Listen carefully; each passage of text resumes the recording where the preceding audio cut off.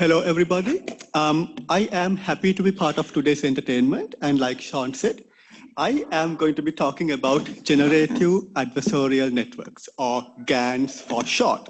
Now, for those of you who didn't realize this, GANs are pretty much the same thing that MD Clone is using to create synthetic data. I am going to do a really quick intro on what GANs are. And then I'm going to talk about some work that we, as in not MD Clone, is doing in this space. So starting off, what are GANs? We know that the promise of deep learning is to discover rich, complex patterns representing distributions in data, and in turn taking these patterns and applying them for predictive modeling to basically predict either a Boolean outcome or some kind of categorical outcome. Deep learning models are very good at this. However, we care also about prescriptive modeling. So predictive modeling works, small number of outcomes, static, they work. We also care about looking at these patterns and applying them elsewhere, applying them to create more complex relationship hierarchies. Now, the problem there is deep learning models and other approaches aren't good at copying these patterns and applying them to other data sets or scenarios. So what to do? Now, we all know when we have a problem, when we don't know how to finish our task, we go and talk to a colleague, we collaborate. Collaborating works better than working alone. So same thing with GANs, they are basically an innovative approach where you take not one, but two neural nets and you set them together to work competitively to come up with a product that is better than an individual deep learning network. So you have one deep learning network that's called the generator and one called the discriminator. The generator has one job. It looks at the real data, it learns patterns, and it tries to mimic those patterns. The discriminator looks at these patterns, which we call the synthetic data, compares it to the real data, and tries to tell the two apart. So the generator iteratively creates new and more exciting patterns, and the discriminator tries to tell them apart. So with each iteration, the generator gets better at coming up with more complex patterns, and with each iteration, the discriminator finds it harder and harder to tell them apart. So there'll be a point where the discriminator, where this big deep neural net gives up and says, you know what? I know you have synthetic data, I know you have real data, I can't tell them apart, they are too close, they are too similar. At that point, we stop and say, okay, the neural net itself can't tell them apart. Therefore, we are going to stop. This is what you call a trained model. And the idea is that because you have two neural networks working against each other in an adversarial way, they are better than a given single neural network. And this concept came out in 2014, and it took the world by storm. It is pretty much a fad in the computer science world. If you go to Purdue and talk to, 10 grad students, I'm sure at least 3 of them have their own deep neural net, and they'll try to sell you a startup. It's what everybody does. It's a bit of an ego thing. The guy who founded or created deep neural nets worked at Google, and then he got poached by Apple. So you know what these companies think of this idea. So I'm going to take a really quick dive into some applications of GANs. These are very math-heavy concepts, but basically what I've done is I know it might be hard to follow, so I'm replacing the word math with the word magic. So when I don't want to explain something, I'm going to say magic.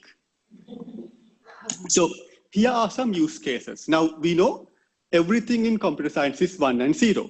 So you can basically apply GANs to any kind of data, discrete data, text data, videos, images, audio, whatever. So here's an example of creating synthetic data. So NVIDIA came up with a GAN model where they took photos of real people and used them to create fake people. So the fake people never existed, never will. They were generated based on real data. So here we have 3 very real looking humans. They all look very real, but one of them is fake. Only 2 are real. So who is the fake one? Is it A? You think A? Okay. Who thinks B? Who thinks C? Okay. The truth is, all three of these people are fake. They have never existed. They copied patterns. So they look like somebody you know or look like someone who's real enough, but they're all fake. And if you take each photo and you increase the size and go deep, deep, deep in, you will realize this. But, you know, they work. They look real. They are good enough to pass a simple test. So here's another application, the use of GANs to transform data.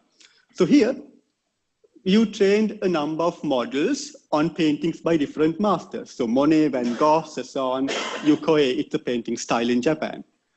You provide an input of a painting, and the model is capable of taking what it learned and transforming it into a painting. So photo becomes painting by Monet, by Van Gogh, by Cezanne.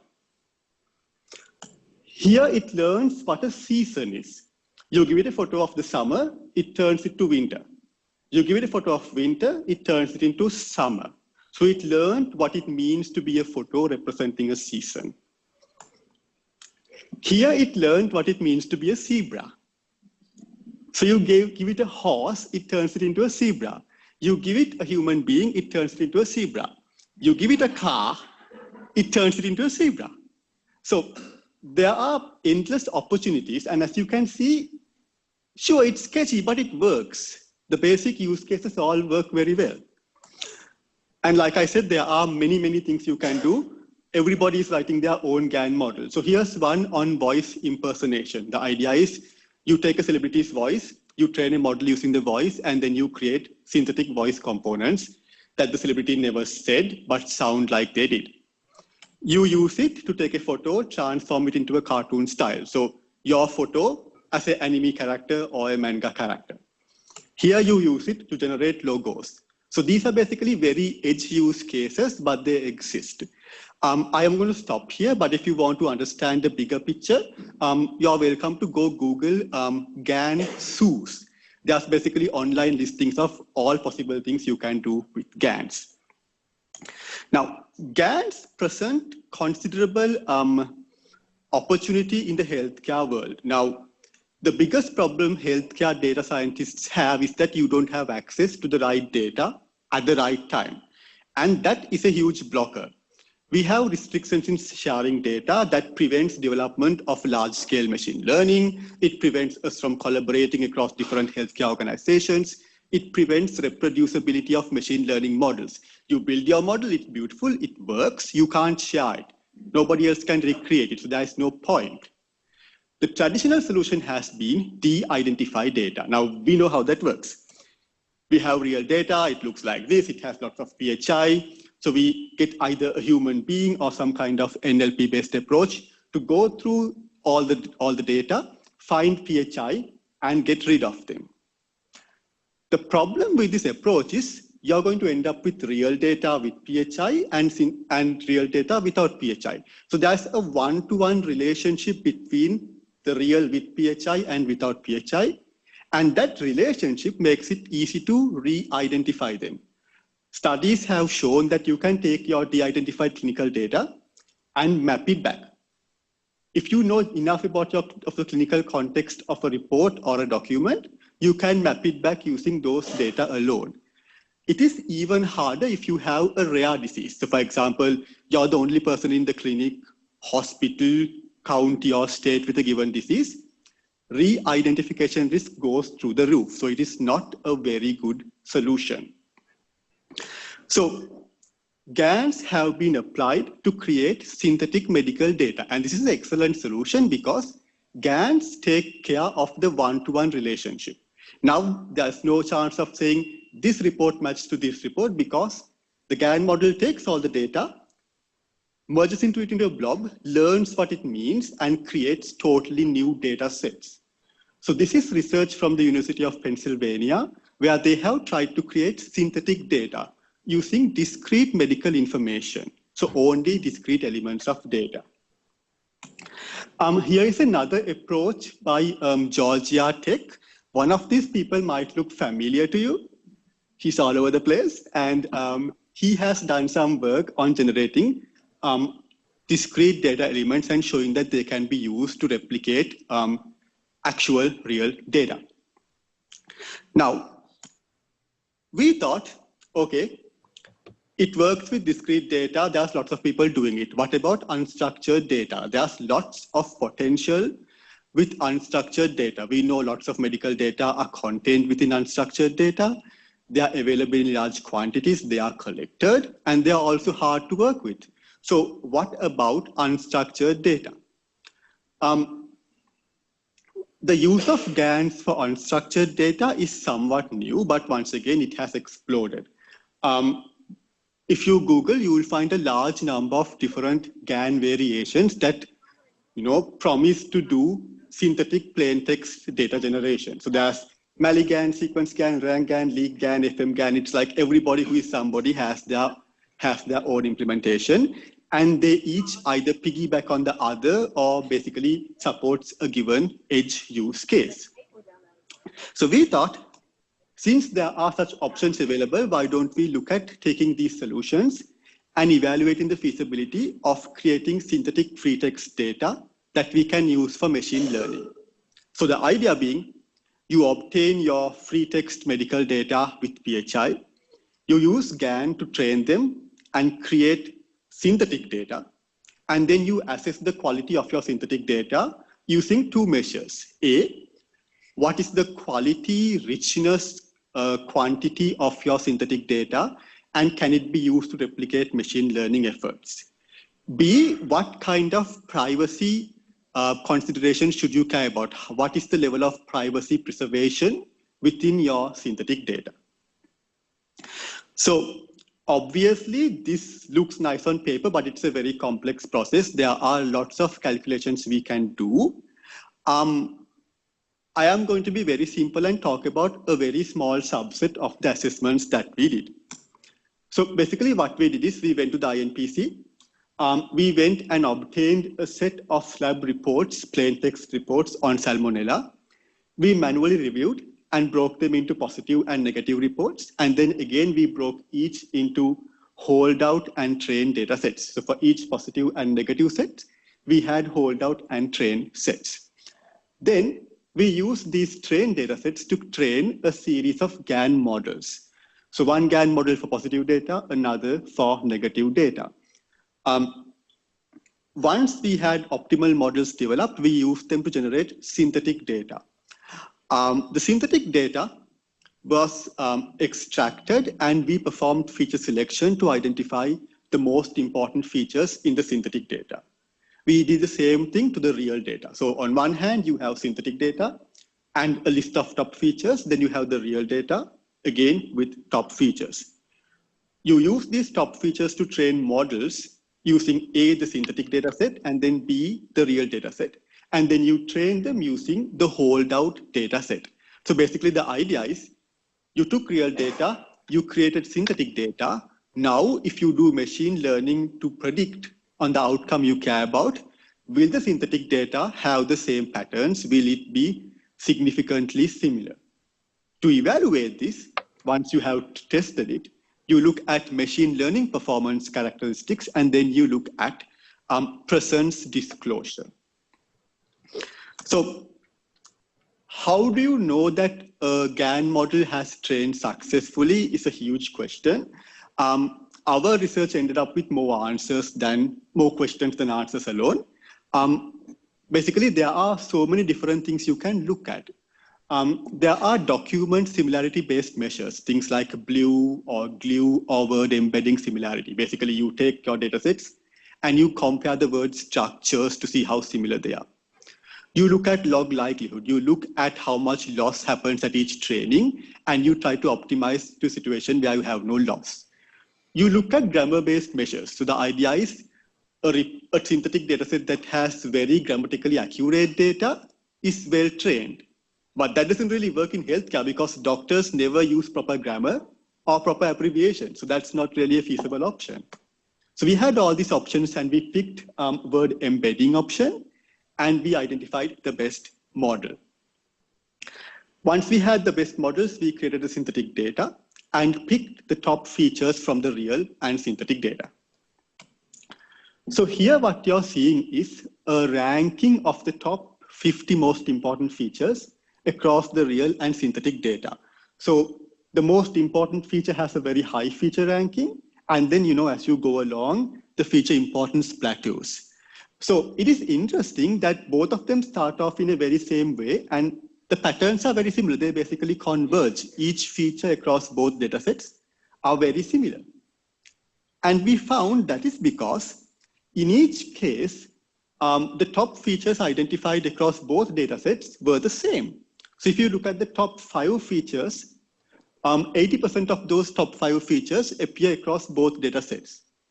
Look at the top 50 features, again, the top 70% of the features appear across both. So ultimately, even though you're scrambling and creating new data, the model is smart enough to know which features are important and which should be replicated across each data set. So next, now that we have these feature sets, we basically trained a series of models using the top 5, 10, 15, 20 features, and basically did our testing assessment. Very briefly, here's the sensitivity, specificity, F1 measure, and ROC scores. The dark circles are the decision models using real data, and the gray squares are the synthetic data sets. So as you can see, the performance results are quite high and also very similar. So I don't like to make hard and fast statements, but this suggests that there is a possibility of using this data to replicate machine learning solutions. Again, this is just one assessment we can do, and this assessment shows nice results. There are other things we should also do to make sure. So now that we know the machine learning models can replicate learning with some clarity, we need to look at how good it is at preserving privacy. So how much privacy is within these data sets? So if you're dealing with discrete data elements, you do something called privacy preserving application. The basic idea is, there's lots of math here, of course, but the basic idea is you take each discrete data element, you apply a random noise element based on a Gaussian or normal distribution. So let's say you took blood pressure, you have actual value. You add random noise to it so that it fits into the normal distribution, but still is in the same absolute value that can be used to re-identify. So basically, every discrete data element is shifted slightly and randomly, enough to de-identify, but not enough to change what you're trying to do. Now, this doesn't really apply for unstructured data because you can't add noise. So you're dealing with a plain text report, and let's say you have patient Adam Smith. What is Adam Smith plus noise? There is no concept of noise or distribution there. You can't change a categorical variable. There is no solution here. So the option we have is implementing certain assessments to make sure that re-identification risk is minimal or low. Now, this is a huge field. People make their careers on it. They like to have meetings and fight over it. Our studies, our research shows that there's 2 basic assessments you can do. A is presence disclosure. Basically, the idea is how closely similar are the synthetic datasets to the real datasets. So what you do is you assess an attacker's ability to determine if any of the real records were used to train a GAN model. And if you can say with clarity that yes, this model was trained using this data, that is a bad thing. The other assessment is attribute disclosure. The idea is, if I have a patient, say patient Burke, and I know maybe 5 things about Burke, can I predict 5 other things? Is me knowing 5 things about Burke enough to predict 5 other things using this data? And there are various thresholds you can apply, of course, but assume if I can predict 5 more things based on Burke, that might be a bad thing. So these are 2 basic types of assessments that we apply on this data to evaluate if the re-identification risk is low or minimal. The process itself is very complicated. So here's the idea of like what it looks like. So this chart basically shows relationships between real and synthetic data. Now note the red arrow here. So on the x-axis, you have the number of occurrences. On the frequency angle, you have how many times it matched. So the red arrow points at the very first line. What it means is that there are 6 occurrences where a synthetic report matched one-to-one with just another synthetic report. So there were 6 occurrences where a synthetic report mapped with exactly one other real report with a threshold of 20 or low, and that is a bad thing. So what we want to do is make the right-hand side larger and the left-hand side as small as possible, because the right-hand side, the larger the numbers are, basically what it means is there are, so for example here, the tallest line, what it means is there were 17 instances where 276 reports matched with 276 synthetic reports. So if you have a large number of reports matching with a large number of reports, chances are it's harder to re-identify. What you have to do is make sure that side is higher and this side is as lower as possible, because here, the more numbers you have here, the higher your risk, because you're basically increasing the chances that somebody can go through all of these one-to-one matches and re-identify them. Now, you might notice I used a lot of existing examples to show how GANs worked. I did that because training GANs is a very hard and complex process. The tools exist, but it is not easy. So I basically used existing examples. As a learning exercise, I basically built and trained my own GAN to understand how it works. And I would like to show it to you because it shows how GANs iteratively train. I initially called it Idiot GAN because it provided lots of descriptions on how the model improved, but my wife said I should call it Simple GAN. So my idea is everybody knows what Shakespeare's sonnets are, right? It's a series of poems he wrote. They follow a very similar pattern. Here's one. So basically, as you can see, it's Old English. It follows a very similar structure. So the idea is, if I train a very simple GAN model and let it iteratively train, can it learn these patterns and mimic them? So I will show you what happened. So would you say not at all, a little, in the middle, Okay, so here we go. So starting off, first iteration, it looked at all the sonnets I gave it and it was like, you know what, I'm just going to say E. Done. That's all it could do, E. I trained it again, second iteration. It learned certain words. So example, toe, to. So maybe Shakespeare uses a lot of to and toes. Third approach, it learned a lot more. It learned the structure of the sonnet. It learned that there are many sentences. It learned that it's starting with the and, and. So it learned structure. Fifth epoch, it added more words. She, the, wing, world. It's adding more words. 10th epoch, it's becoming more complex, and you will notice there are 2 word patterns that start to make sense. And the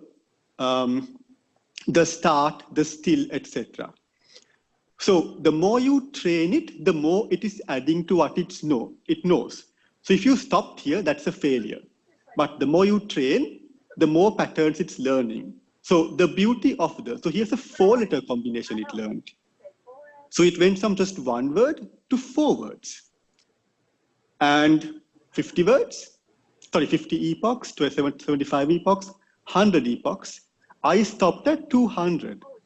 And if you look at this, when I am the world to my love should still, that thou art all the beauty of thyself. I mean, chances are if I show this to a group of high school students, they'll be like, this is the real thing. So 200 epochs on my laptop, it just took like an hour. Of course, writing it took time, getting the data took time, but it's passable. It's not great, but I mean, like a kid would say, this is the right thing. It makes sense. So in conclusion, and I have like 3 minutes, GANs can be used to create synthetic, unstructured, free text medical data to replicate machine learning performance. These synthetic data pose reduced, I'm sorry, I used limited, reduced risk of re-identification in many cases. Unfortunately, there is a lack of best practices on how these computer science methods can be applied to healthcare, because most methods can't be cut and pasted. There need to be serious consideration. Acknowledgements, I need to thank Gregory Dexter, who was our summer student, Paul Dexter's son. Great guy, did lots of work, very impressive. And of course, Sean. And 4 minutes more. I'm done.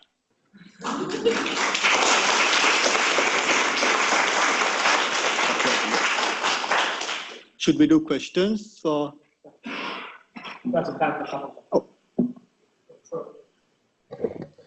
First, wanna make sure you're you or a synthetic version of you. Oh, that was a joke. So from the example you showed, it seemed to me that the GAN learns more the grammar than the content. Or the words. So when we're talking about medical narratives, the content is critical. The grammar may not be as critical, or may be. So what is your comment on that? I mean, is it a mix of the content or the words or concepts inside the narrative, or the grammar, the way it's structured? So the answer is both. Now with the example I showed you, it showed lots of good grammar because it saw very good patterns of grammar in Shakespeare's notes. So it was easy to learn the grammar. Now, when I do things with medical notes, there is no grammar.